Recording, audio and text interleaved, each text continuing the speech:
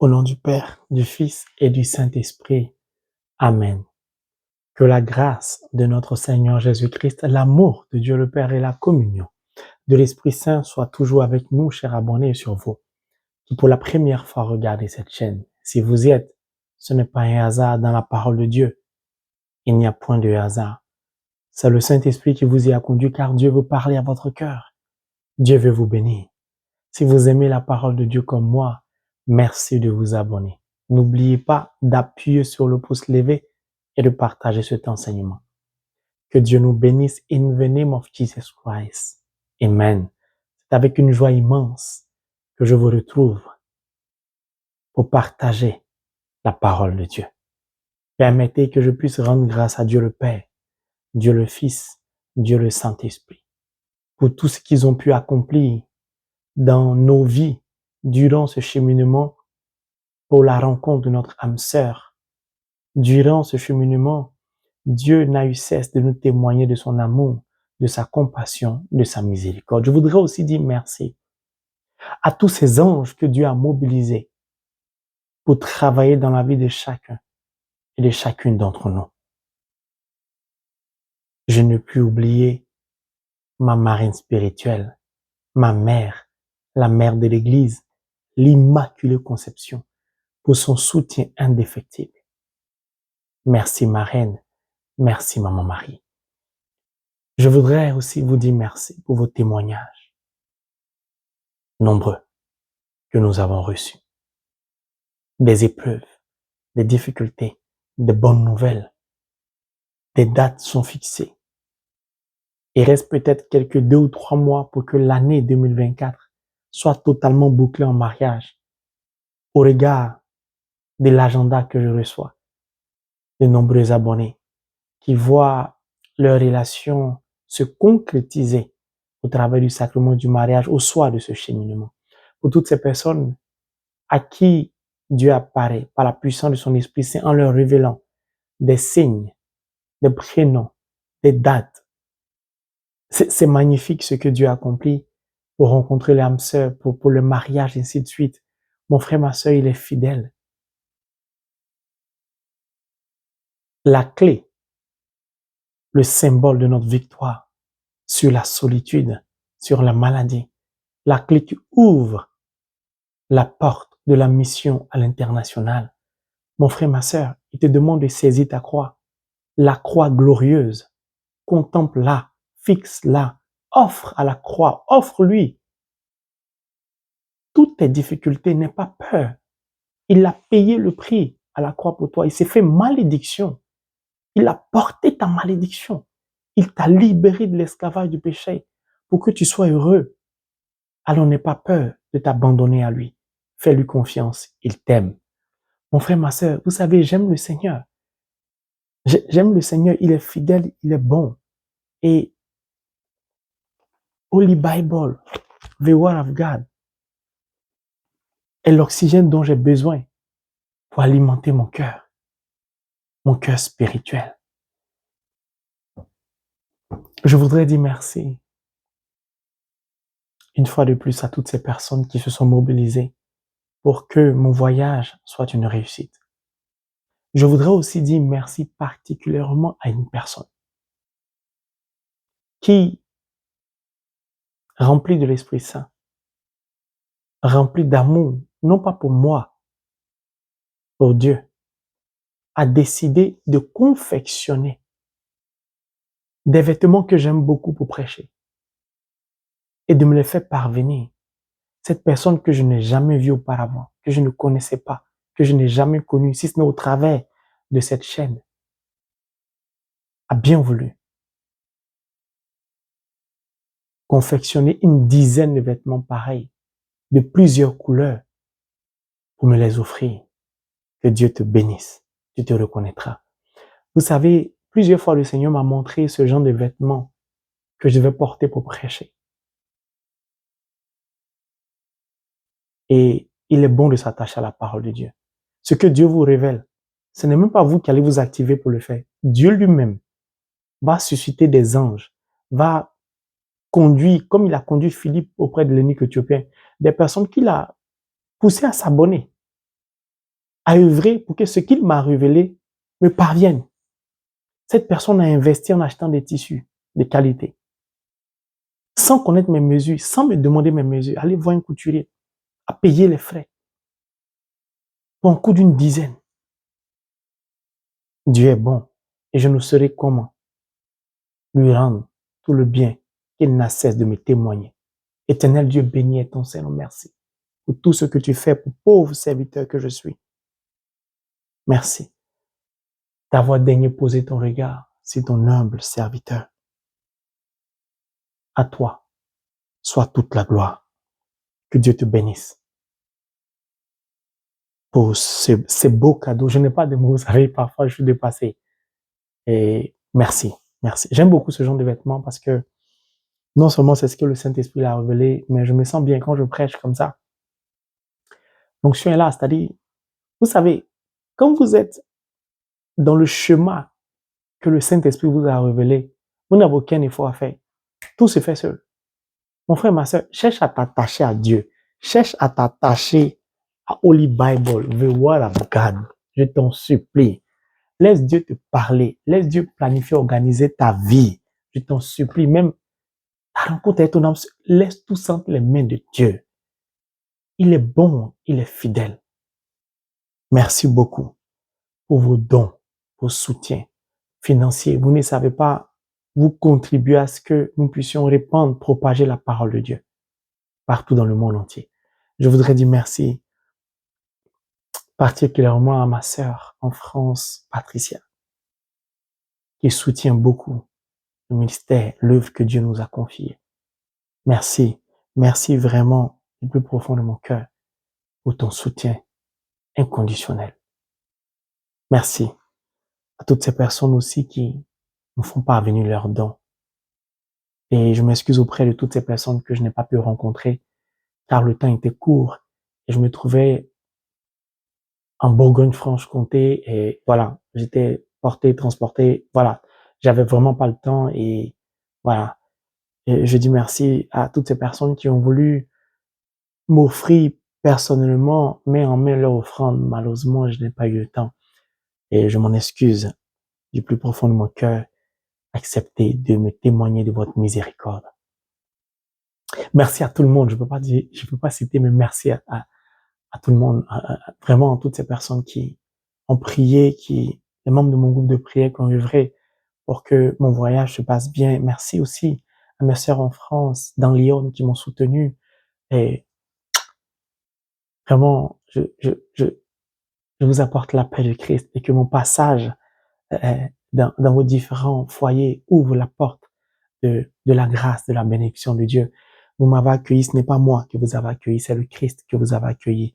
Ma sœur qui a œuvré pour que, voilà, je puisse recevoir ces vêtements. Ce n'est pas moi que tu as décidé de vêtir, c'est le Christ. Parce que tu ne me connais pas. Au travers de moi, c'est le Christ que tu as voulu vêtir. Alors prépare-toi. Prépare-toi, car maintenant, je te dis, prépare-toi, tu vas recevoir quelque chose de glorieux. Une grâce particulière te sera accordée. Tu as décidé de vêtir le Christ. Le Christ va te vêtir d'une manière que personne ne pourra te reconnaître. Écoute-moi bien. Le Christ va te vêtir. Tu as décidé de le vêtir. Regarde ce qu'il va faire pour toi. Tu vas en témoigner dans pas longtemps. Tu vas aller d'élévation spirituelle en élévation spirituelle. Dieu va bouleverser ta vie par une onction particulière, par des dons, mais des dons exceptionnels. Merci Saint-Esprit. Merci mon ami intime Fezou Kirérou. Alors prépare-toi bien. Prépare-toi à l'accueillir. Tu vas vivre quelque chose. Tes visions vont... Tu verras par toi-même. Alors, mon frère, ma sœur, je voudrais apporter un éclaircissement, le dernier, en ce qui concerne le cheminement du mariage. Certaines personnes me demandent, ah, j'ai raté, est-ce que j'ai bien fait, est-ce que... Moi, je ne peux pas juger. Tout ce que je puis vous dire, si le Saint-Esprit révèle quelque chose, nous devons de nous conformer à ce qu'il a révélé, c'est parce qu'il a un plan pour chacun de nous. Je ne peux pas dire si c'est bon ou pas. C'est à Dieu d'apprécier, il est souverain. Je vous donne un exemple. Quand je dis souvent, seuls les violents hériteront du royaume des cieux. Vous savez, ce qui nous tue, c'est le travail, ce sont les réunions, ce sont nos enfants, c'est notre famille, c'est-à-dire, Quand il s'agit de Dieu, parfois, on réfléchit beaucoup. C'est pourquoi le Christ a dit, seuls les violents hériteront du royaume des cieux. Si tu n'es pas capable de sortir de ta réunion pour la miséricorde divine, si tu n'es pas capable de marquer une pause sur ton lieu de travail, si tu n'es pas capable de dire à tes enfants, attendez, je vais prier avant de vous donner votre goûter, si tu n'es pas capable de dire à ton époux, patiente tout le temps à ton épouse, je ne peux pas juger, c'est à Dieu. Je vais vous donner juste un exemple. Vous partez acheter une voiture chez un concessionnaire et le concessionnaire vous dit, voici la clé de votre nouvelle voiture, mais je suis occupé, j'ai oublié de mettre le frein. Allez-y, conduisez la voiture sans frein et après, je vais mettre le frein. De vous à moi, est-ce que vous allez acheter la voiture? Non. Pourquoi quand il s'agit de Dieu, vous voulez trouver des justificatifs? C'est Dieu qui a arrêté son programme. C'est Dieu qui veut bénir. Il te demande simplement de t'aligner. Si tu n'as pas pu t'aligner, moi, je ne sais pas si tu as bien fait ou pas. C'est à Dieu d'en décider. Voilà. Deuxièmement, je voulais apporter un éclaircissement. Certaines personnes me demandent, ah, mais ça tarde. Est-ce que c'est parce que j'ai péché? Pourquoi ça tarde avant que je rencontre mon âme sœur? Est-ce que telle personne est mon âme sœur? Ainsi de suite. D'autres me demandent, ah, mais pourquoi dans l'Ancien Testament, d'autres ont eu plusieurs femmes? Voilà. Je vais essayer d'apporter une réponse biblique. Biblique. Je ne donne jamais mon avis. Vous savez pourquoi?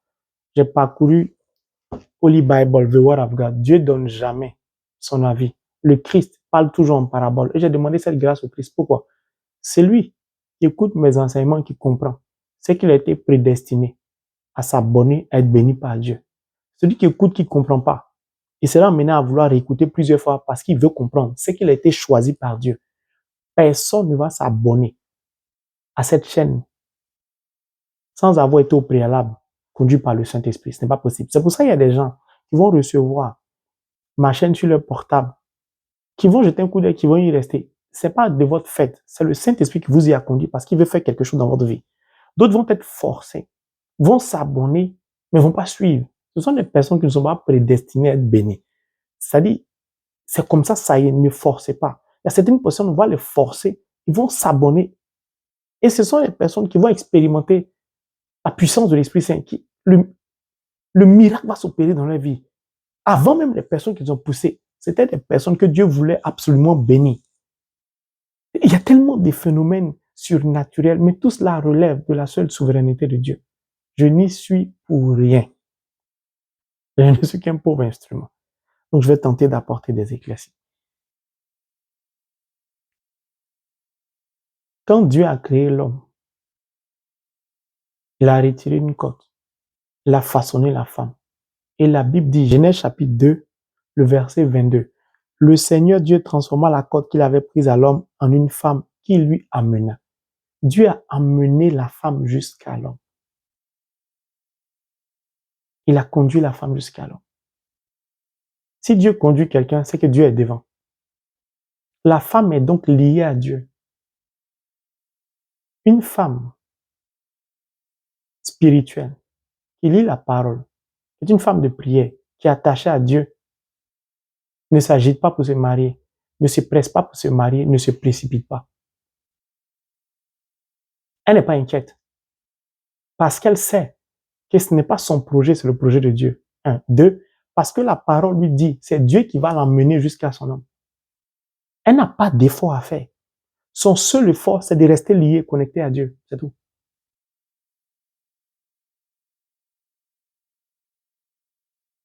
J'en connais des femmes qui n'ont fait aucun effort pour rencontrer leur âme sœur.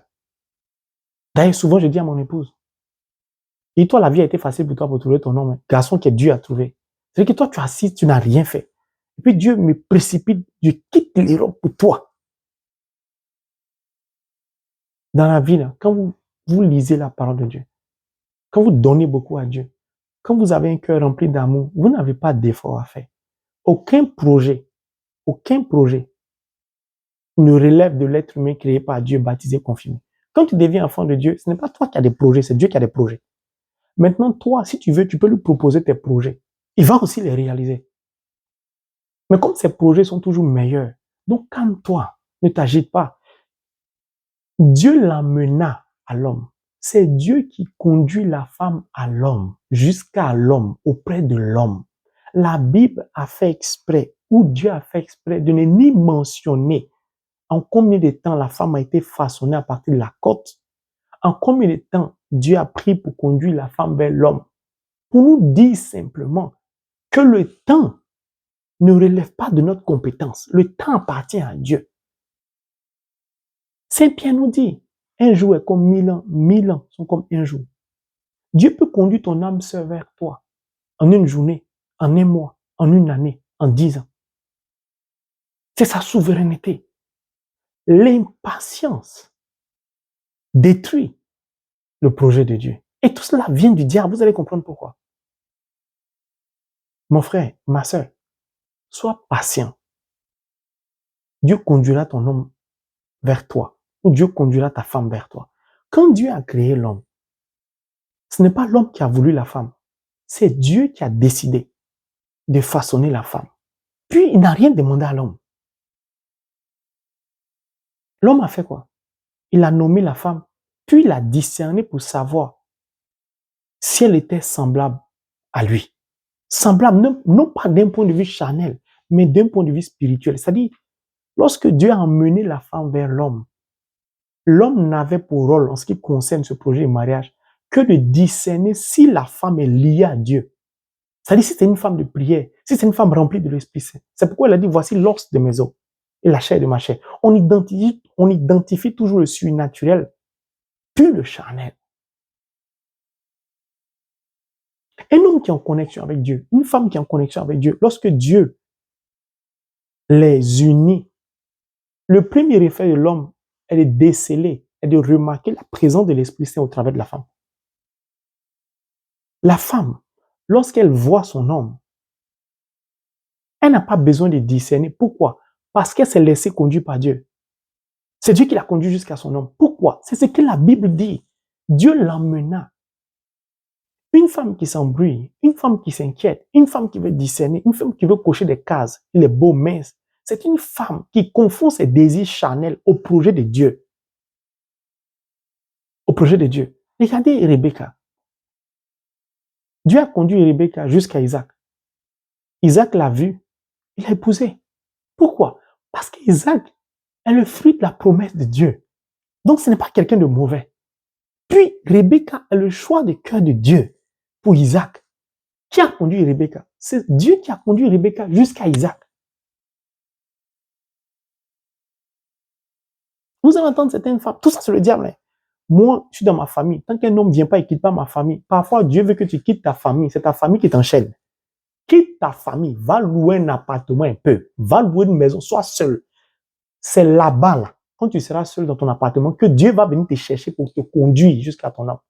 Sortez des chemins de la chair. Donc, un homme qui se respecte sait très bien que la première des choses qu'il doit identifier, ce n'est pas le rang social de la fille, ni son teint, ni sa taille. C'est d'abord ce qu'il y a la présence de l'Esprit Saint au travers de la femme qu'il désire épouser. La femme aussi doit demander à Dieu de la conduire vers celui que lui, il a choisi. Elle n'a pas à discerner. Pourquoi? Parce qu'elle est liée à Dieu, elle est abandonnée à Dieu. Il y a un proverbe qui dit ce que femme veut, Dieu veut. Pourquoi? Dieu a conduit la femme, non. Dieu n'a jamais conduit l'homme. Ça veut dire partout où la femme est, Dieu y est avant elle. Parce que c'est Dieu qui l'a conduit. Celui qui te conduit est celui qui est au devant de toi.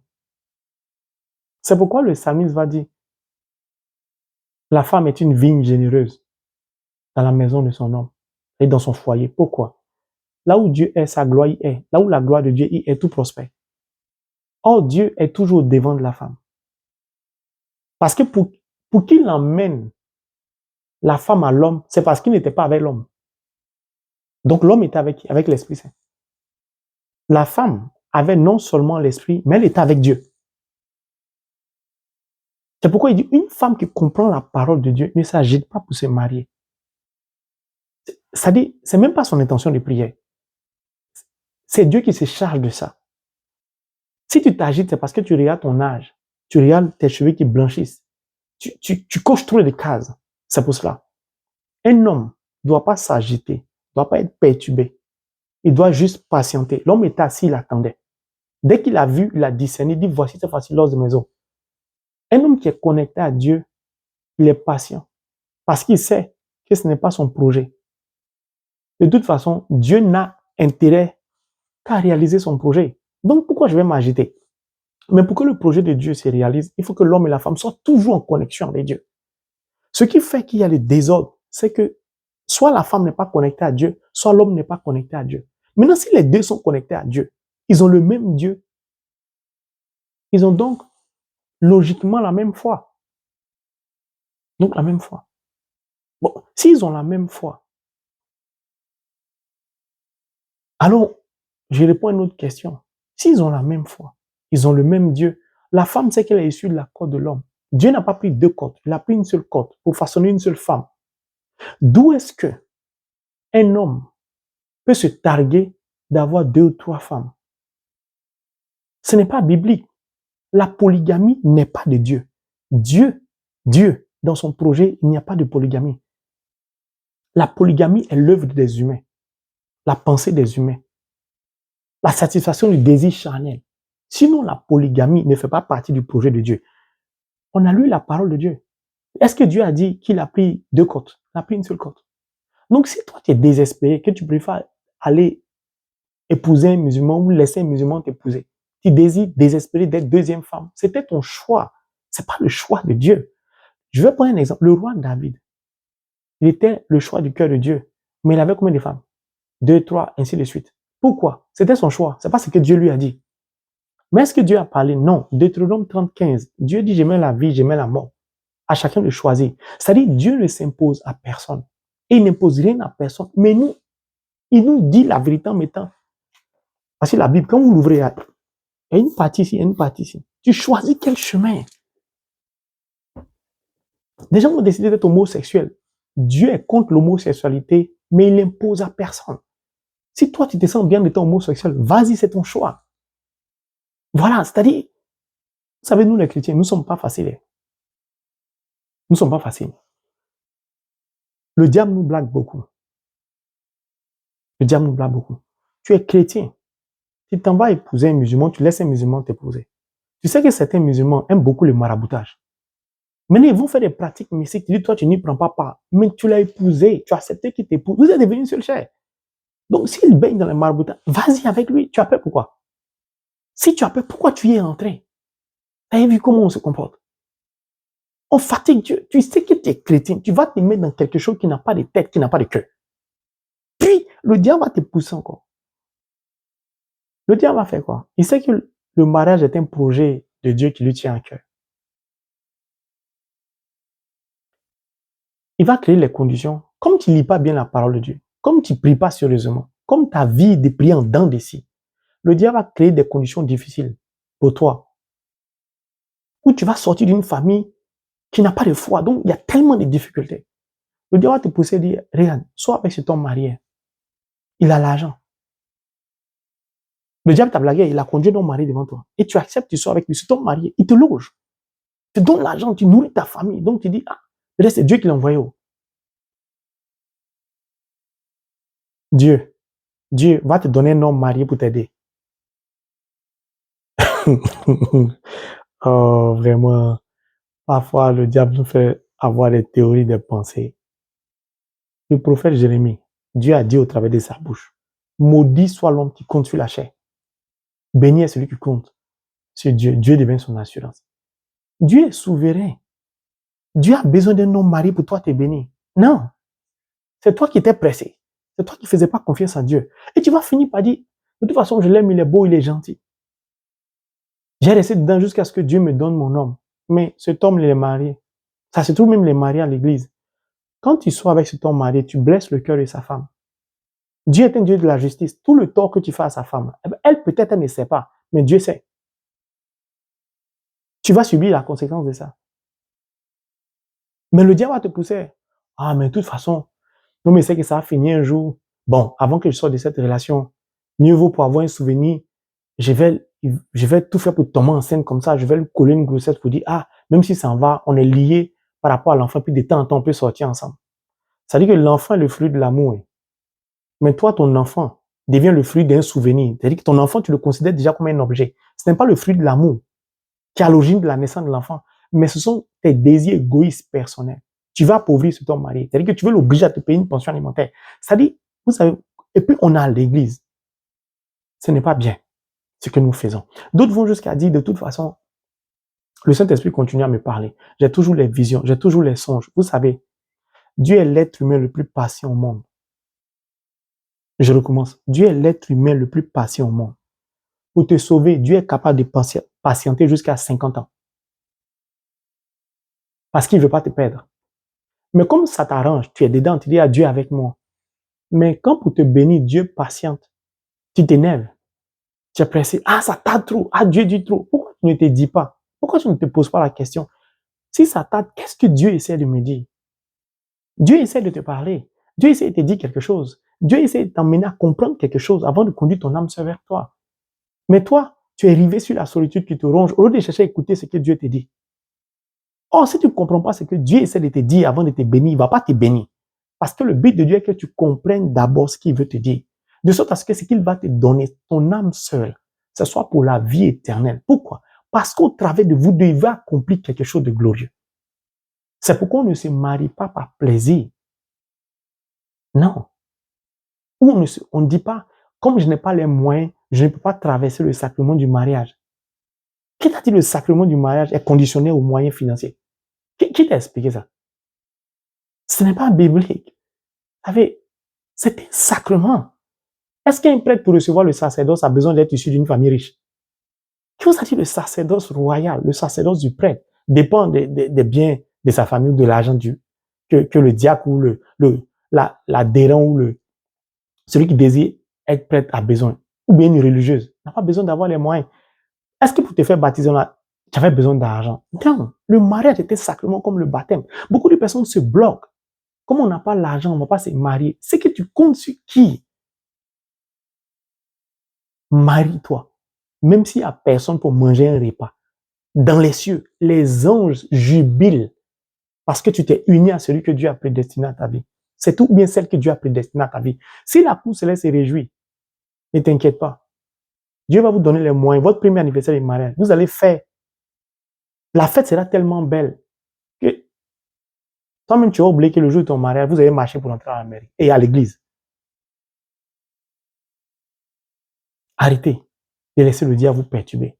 Si Dieu n'est contre la polygamie, Dieu n'est pas d'accord pour la polygamie, Dieu ne peut pas être d'accord que tu sois la maîtresse de quelqu'un, Dieu ne peut pas être d'accord que tu sois l'amant de quelqu'un. Dieu ne t'a pas créé pour que tu sois maîtresse, pour que tu sois amant. Dieu est trop bon, il est trop glorieux.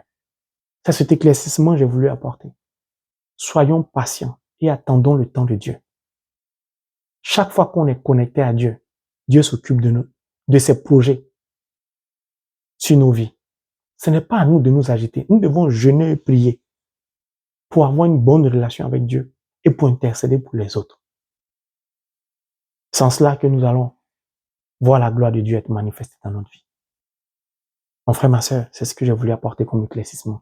Maintenant, je vais partager 2 témoignages avec vous, si vous me le permettez.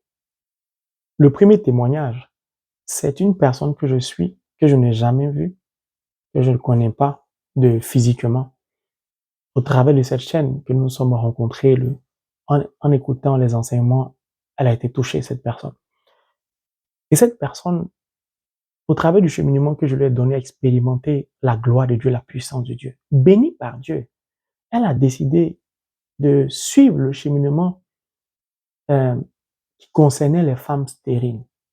Elle a décidé de suivre ce cheminement non pas pour elle, mais pour sa sœur, qui se trouve au Burkina Faso. Sa sœur est mariée à un homme, ils ont eu 2 enfants. Elle désire avoir un 3e enfant. Or, dans la famille de cet homme, on ne dépasse jamais 2 enfants, depuis des années, des générations. Donc, cette personne abonnée que je suis, qui s'appelle X, a décidé de suivre le cheminement pour sa petite sœur Y, qui désirait avoir un 3e enfant, mais qui n'y parvenait pas. Lorsqu'elle a suivi ce cheminement pour sa sœur, Dieu a opéré le miracle. Et sa sœur vient de tomber enceinte. C'est-à-dire, ça dépasse l'entendement de sa sœur Y. Pourquoi? Parce que son mari a dit à sa sœur Y que pourquoi tu t'entêtes à vouloir avoir un 3e enfant? Ça ne marche pas, tu vois toi-même, dans notre famille, personne n'a. Je ne sais pas si c'est une malédiction, mais si c'est un pacte qu'ils ont signé, mais dans nos familles, ça a toujours été comme ça depuis des générations.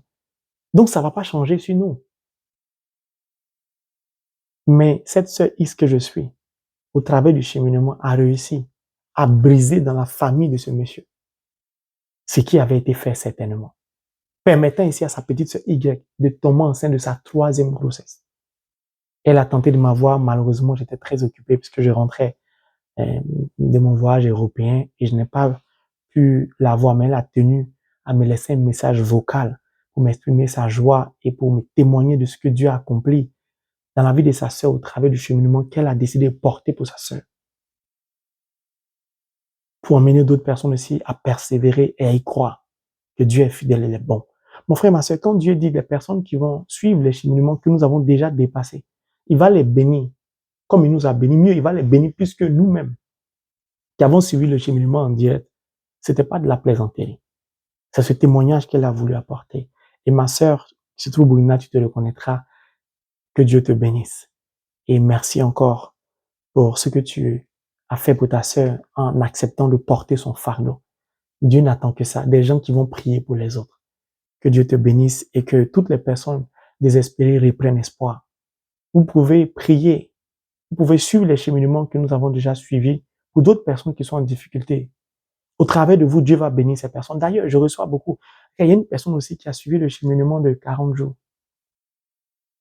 de jeûne, qui a fini, qui m'a appelé, Franche Marie, merci. Je viens de suivre les cheminements. Ce sont des personnes que je connais pas, j'ai jamais vues, qui m'ont jamais contacté pour la plupart du temps, qui sont tombées sur ma chaîne comme ça, conduits par le Saint-Esprit. Parce qu'il n'y a pas de hasard dans la parole de Dieu.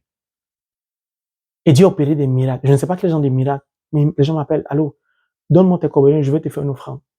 Dans les 30 minutes qui suivent, offrande. Je sais même pas pourquoi. Tout ce qu'on me dit, j'ai suivi ton cheminement les 40 jours. La gloire de Dieu s'est manifestée, c'est exceptionnel ce cheminement. J'ai suivi le cheminement les 7 jours pour la guérison. J'ai été guéri, j'ai suivi pour l'enfantement. Voilà. Des nouvelles comme ça n'arrêtent pas de venir. Et c'est magnifique ce que Dieu a accompli. Vous savez, quand Dieu vous bénit, il opère le miracle, ou quand vous voulez faire une offrande, vous bavardez pas beaucoup. Vous êtes poussé par le Saint-Esprit. Allô, donnez-moi vos coordonnées. Les 30 minutes qui suivent, le transfert fait. Ça dit, les gens vivent des choses exceptionnelles. Et je vais rebondir pour donner le deuxième témoignage. Au mois de juillet, il y a une de mes abonnés qui est issue d'une famille pauvre, qui est en difficulté, qui a osé me faire parvenir une offrande de 5 000 francs CFA. J'ai déjà parlé de ça. Et cette personne encore, en dépit de sa pauvreté, a décidé de me faire parvenir une offrande de 10 000 francs CFA. Comment ça s'est passé? La personne a décidé de donner à un endroit à l'orphelinat. Quand elle est partie se coucher, le Saint-Esprit lui a dit de me faire parvenir son offrande. Et le Saint-Esprit lui a dit par qui elle doit passer pour que l'offrande parvienne jusqu'à moi. Et cette personne m'a tenu informé de son songe. Et je lui ai dit, suis ce que le Saint-Esprit te dit. Si le Saint-Esprit te dit de me faire parvenir ton offrande pour la 2e fois, c'est qu'il prépare quelque chose pour toi.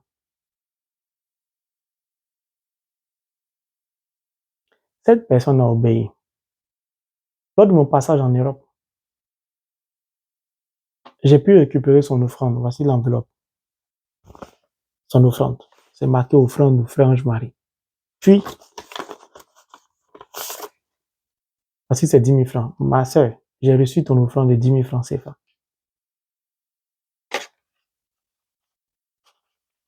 Vous savez ce que Dieu voulait faire subir à cette personne qui est issue d'une famille pauvre. Dieu voulait voir si son cœur était rempli d'amour pour son prochain. 1. 2. Dieu voulait voir son obéissance. J'ai reçu ton offrande, malgré ta pauvreté. La première fois, tu as touché mon cœur et tu as bouleversé le cœur de Dieu. La 2e fois, tu ne sais pas ce que tu venais de déclencher dans ta vie. Tu te reconnaîtras. À partir d'aujourd'hui, ta vie ne sera plus jamais la même, me dit le Saint-Esprit. Déjà, tu as déjà reçu un très gros montant. Pourquoi? Ça fait 2 offrandes, non. 5 000 francs en J et 10 000 francs maintenant. Ça fait 15 000. Elle est pauvre. Elle n'a pas d'argent. C'est que elle est issue d'une famille, elle vit dans des conditions très difficiles. Sa situation m'a tellement touché que j'ai décidé de la prendre, de la suivre particulièrement, de prier particulièrement pour elle. Mais aujourd'hui, là, Dieu vient de renverser sa vie. Puis, Dieu vient de la bénir financièrement. Et ce n'est pas fini. Hein. 5 000 francs, tu m'as fait parvenir en G. Tu as vu le montant que tu as reçu, non? C'est petit. Maintenant, tu m'as fait parvenir 10 000 francs CFA. Bon, Dieu dit de te dire au ciel, il n'y a pas de banque pour convertir. Mais prépare-toi. Sa calculatrice, c'est une seule touche, multiplication. Tu vas recevoir encore un montant très important. C'est-à-dire que tu n'en reviendras pas. J'ai août, septembre, octobre, novembre, décembre. En 5 mois, Dieu va te donner ce que tu n'as jamais pu économiser dans ta vie. Parce que le Saint-Esprit dit, tu as fait parvenir ton offrande avec amour et par obéissance. Tu as obéi à l'Esprit Saint. Et ça a beaucoup plu à l'Esprit Saint. Donc, je voudrais te dire ça, ma sœur. Le pays dans lequel tu te trouves, sache que ton offrande est parvenue jusqu'à moi. Merci d'avoir fait parvenir ton offrande par avion. Tu n'as pas les moyens, c'est pas grave, les frais, tout ça, c'est pas grave. Dieu a vu la bonté de ton cœur. Alors, sois-en remercié. Tu verras par toi-même ce que Dieu va faire. Mon frère, ma sœur, je vous parle du livre souvent du Père James Manjacal. Voici ça. J'ai vu l'éternité. Je vous invite à le lire. C'est un livre qui va vous faire comprendre qu'au ciel, c'est pas question de religion là-bas. Mais je vous invite à le lire pour que vous puissiez comprendre beaucoup de choses. Mon frère, ma sœur, c'est ce partage que j'ai voulu avoir avec vous. Que Dieu nous bénisse, que Dieu vous bénisse, que Dieu nous donne à chacun et à chacune d'expérimenter son amour, sa bonté, sa puissance. Tu es une personne qui te trouve dans une communauté religieuse. Et le Saint-Esprit me montre depuis ta figure. Attrape ta croix. Le Seigneur a mis des dons spirituels en toi qui sont en train de bouillir. Il dit, il va t'utiliser bientôt. Que Dieu nous bénisse.